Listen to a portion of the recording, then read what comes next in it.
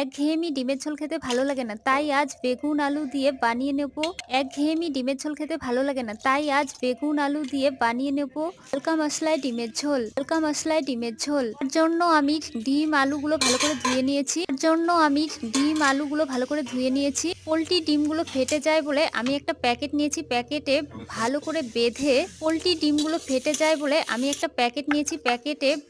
করে বেঁধে কড়ায় জল দিয়ে লবণ দিয়ে ঢেকে দেবো।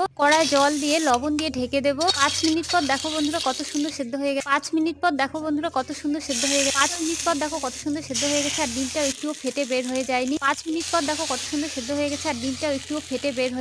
সুন্দরভাবে সেদ্ধ হয়ে গেছে। কাঁচা লঙ্কা রসুন পেঁয়াজ ভেজে তুলে নেব। আমি আদাটা ভাজিনি, কাঁচা আদাটাই বেটে নেব। এর সঙ্গে উনুন ধরিয়ে কড়া বসিয়ে